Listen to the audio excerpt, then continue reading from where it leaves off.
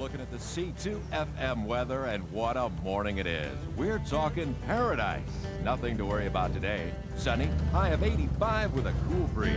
Cruising weather on C2 FM. This is a program about nothing.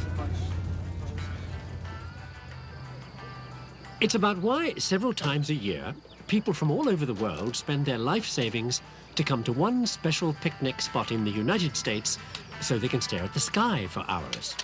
Sometimes nothing happens, but when it does, the event is out of this world. An event which is the end of a sequence that started 300 years ago with nothing. It's the event that is due to happen here today in 23 minutes and 45 seconds if everything goes according to plan. The reason we're all here. And it's going to be a free show. Something for nothing.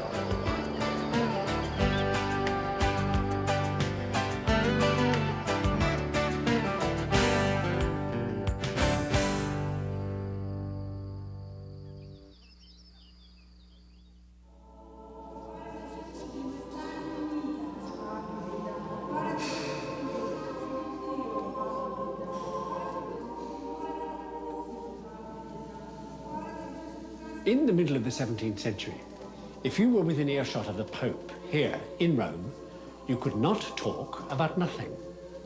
That's not a double negative. You couldn't talk about nothing. I mean, nothing, as in the vacuum. See, the Pope said there was no such thing because God was supposed to be everywhere, filling the whole of existence. So nowhere could be nothing because that would be somewhere God wasn't. And he couldn't be nowhere. Is this getting out of hand? So, to talk about the vacuum and air pressure and such was, well, heresy. Which was no help to the people sinking mine shafts all over Europe, and who were coming across a mystery force that was making it extremely difficult for them to do their job without getting their feet wet. See, the miners' problem was that their suction pumps wouldn't suck water further than 30 feet up a tube. But the deeper they dug, the more it flooded.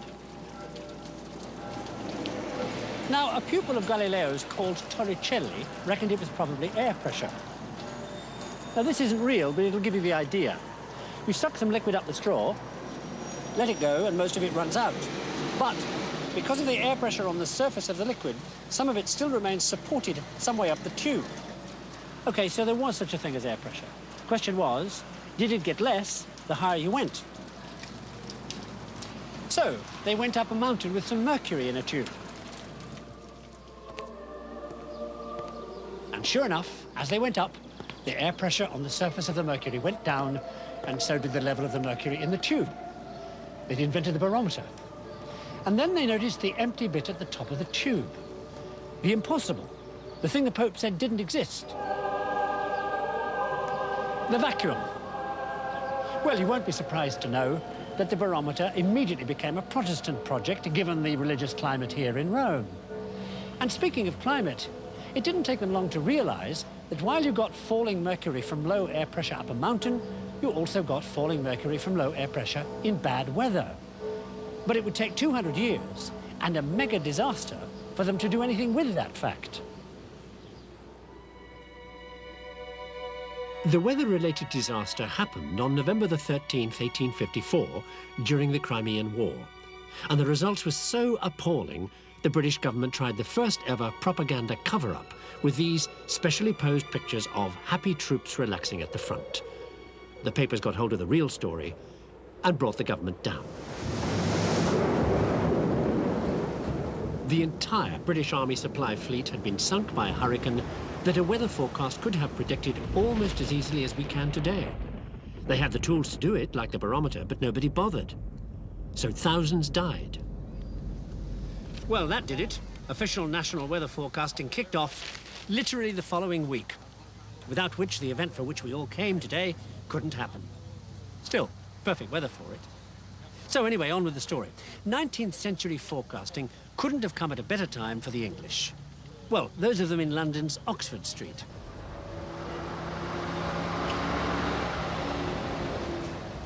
Now, back in 1850, Oxford Street wasn't as spiffy as it is today.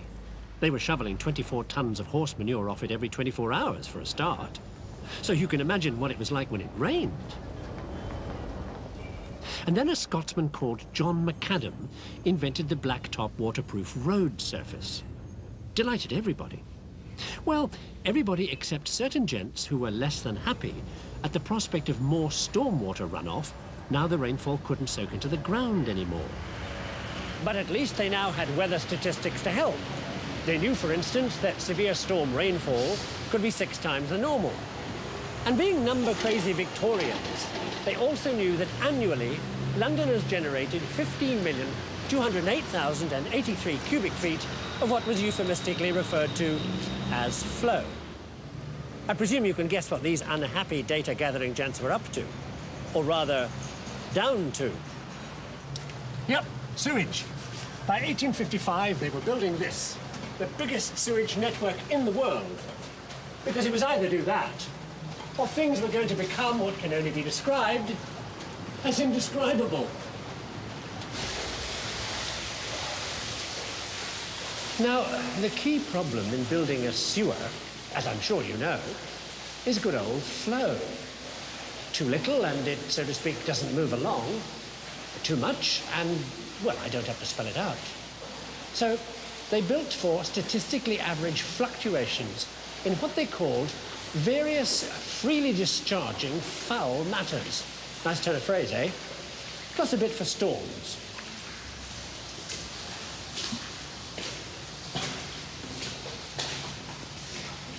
When the great work was over, these tunnels drained over 100 square miles of London.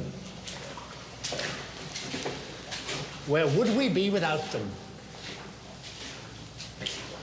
But the whole thing took 16 years and cost an absolute fortune.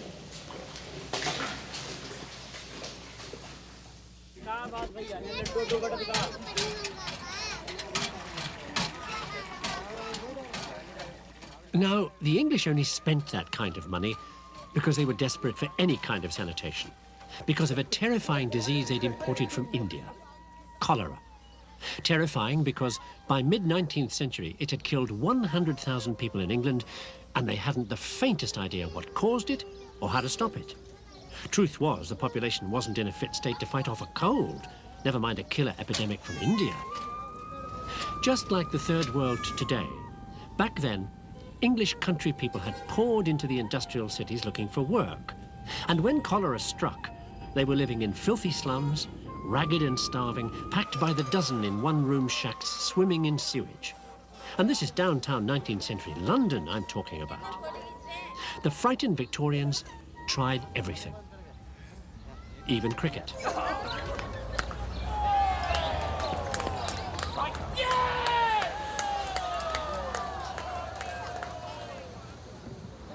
This classic English scene, the Sunday match, village green, the pub, all that, epitomizes the public relations exercise the Victorian authorities dreamt up in an attempt to prevent the social anarchy they thought a cholera epidemic might bring.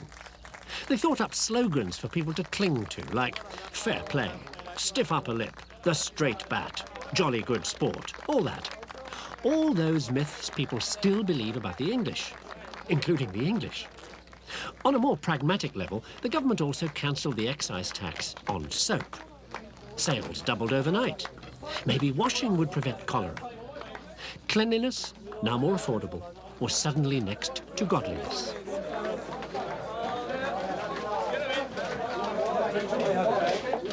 Now, it's an ill wind, as they say. See this? Toby jug. For decades, English potters had churned these out by the thousand for country pubs. Fun, aren't they? You could have one that looked like you, or the king, or some infamous hero. The cholera scare made the guys who made these guys $1 million. I mean the potters. Because if you can make Toby jugs, you can make sewer pipes, and ceramic kitchen sinks, and pitcher and bowl china toilet sets, and the plumbing to link everybody to the new sewage systems. Because suddenly, the thing to have was a lavatory. Everybody wanted one. Come to think of it, so do I.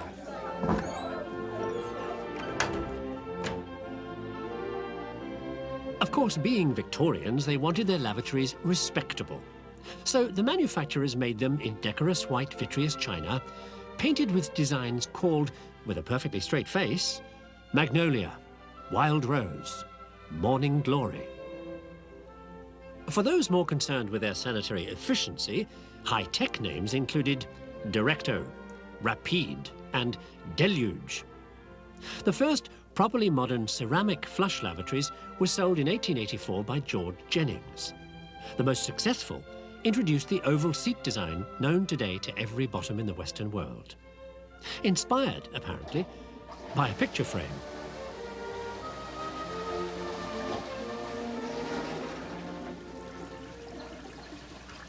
And ceramics is the second of those modern things I said would be something for nothing. The first being the weather forecast. And since we still have a bit of time, more about nothing. Back in the 17th century, the vacuum rapidly became a hotshot experimental tool. But to make a vacuum, you had to suck the air out of something. So they invented a pump to suck with, and then one to blow with. And there was compressed air. Great news for insurance companies, because now you could go and get your shipwreck cargo back. All you needed was a trusty friend pumping away above your head, up there on the surface.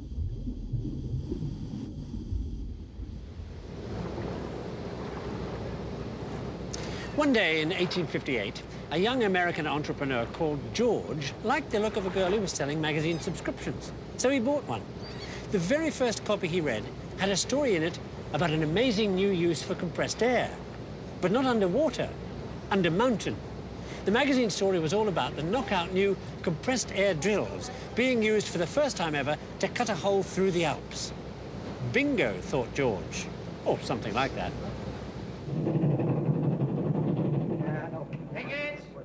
George, whose other name was Westinghouse, travelled quite a bit, and like every other American at the time, knew he was taking his life in his hands whenever he got on a train. For the very simple reason, as you are about to see, that the brakes on trains didn't work very well. Any minute now.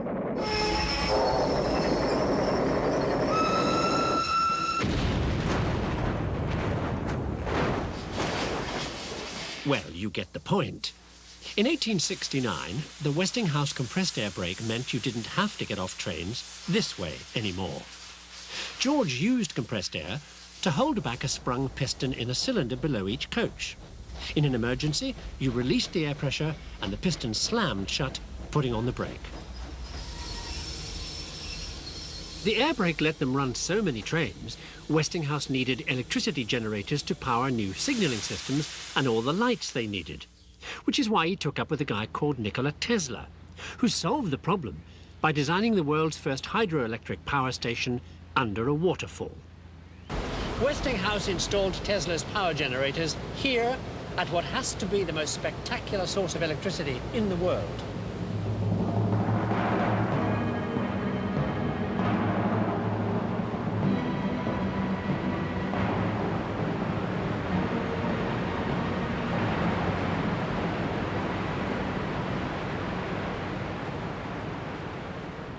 Tesla also came up with a brilliant idea to use electricity for more than just lights and railway signals. See, this gigantic mass of falling water makes electricity with turbines that spin copper coils next to magnets. Here's a coil spinning and cutting through a magnetic field, first one way and then the other, to make electricity that goes first one way and then the other. Alternating current. No good for motors because it goes backwards and forwards. Okay, you remember an electric current in a coil sets up a magnetic field? Tesla puts a series of coils, one after the other, round a circle and turns them on and off in sequence. So their magnetic fields turn on and off in sequence around the circle, creating what is effectively a rotating magnetic field. Put a metal disc in that rotating field and the rotating magnetism will make it spin. Put a belt round the disc and you've got a motor that will turn things.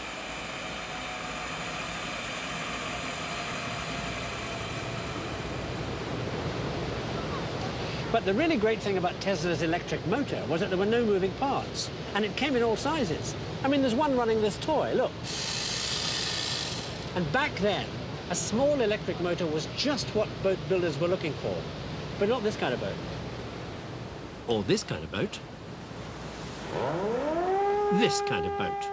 The latest giant, all-steel, armor-plated, heavyweight battleship known as the Dreadnought. Bristling with the amazing 15-inch guns that could throw a 2,000-pound shell 14 miles.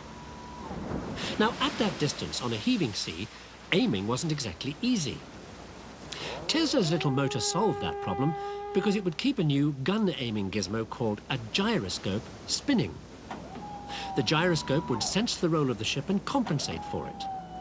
The new gyro-controlled guns were so good at hitting the target, everybody's navy had to have them.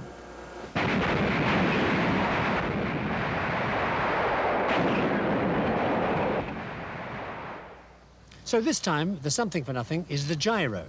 See how it works. Because of the inertia of the spinning wheel, the gyro always points the same way. Whatever happens to my hand, or the guns on a dreadnought, or the Earth going round the sun, the gyro always knows which way is up.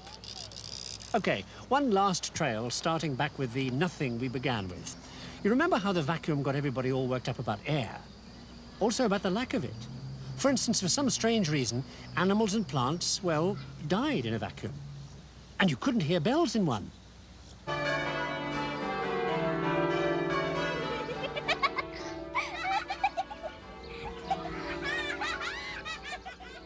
Meet Stephen Hales, in 1709 a Church of England vicar, and obsessed by anything to do with air, or lack of it.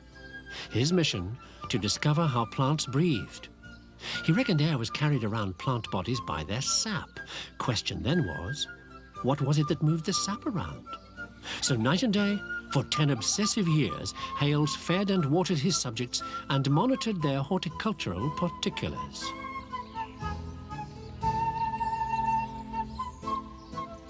You could, I suppose, call Hales' sap-measuring science cutting-edge stuff, because all he did to find out how fast sap rose was just cut a big hole in the stem of the plant, stick a glass sap-collecting tube into the hole, and then wait to see how long it took for the sap to go how far up the tube. And then it struck him. Sap pressure was very like blood pressure. If only he could work out the figures.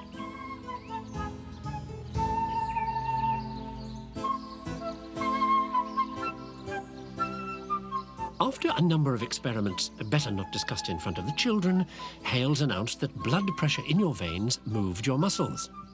Turned out, though, there just wasn't enough pressure to do that. So Hales was wrong. But fortunately, science is full of weirdos waiting to pick up where others fail.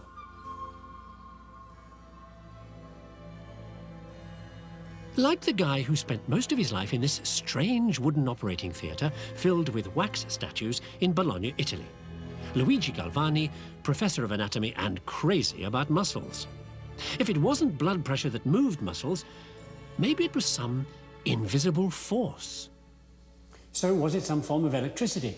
In 1891, Galvani galvanized the world of science by doing nasty things to frogs. I had this pair of frog's legs, he announced, hanging by a copper hook on an iron stand, and the legs jerked every time I gave them a shock or there was lightning around, but only when my scalpel touched the nerves. Well, I got a bit bored and I was idly scraping the copper hook against the iron stand, and the legs jerked. No lightning, no shock. Eureka, I thought. The source of the force is in the frog. This must be animal electricity. Sbagliato di grosso. Garbage. Galvani's discovery went over like a lead balloon with a contemporary electricity freak called Volta. Era il ranocchio, sì, ma solo perché, per puro caso, rappresentava un oggetto salato. Okay, it was the frog. But only because it happened to be something wet and salty in between the two different metals in your scalpel and your hook. I had a go at making the mystery force the same way, but I used discs of paper soaked in salty water and sandwiched between alternating zinc and copper discs. And there it was. Electricity. Nothing to do with the frog. My battery. The world's first.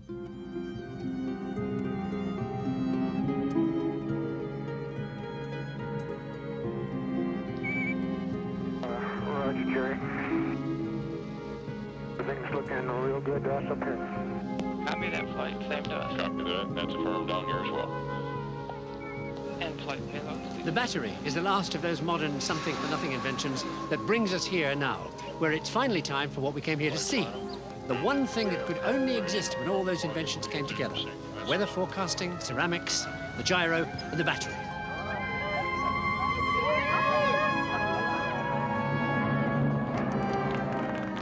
Independent battery power keeps the shuttle crew alive. The onboard gyroscope tells them where they are. Ceramic tiles protect them against re-entry temperatures as high as 3,000 degrees Fahrenheit. And an accurate weather forecast tells them when it's safe to come home. And gear touchdown. Standing by for drag chute deployment. Chutes deployed and the gears down. Discovery's crew returns with a bounty of new knowledge of the sun, our home planet, and its fragile atmosphere. Discovery rolling out on runway 33.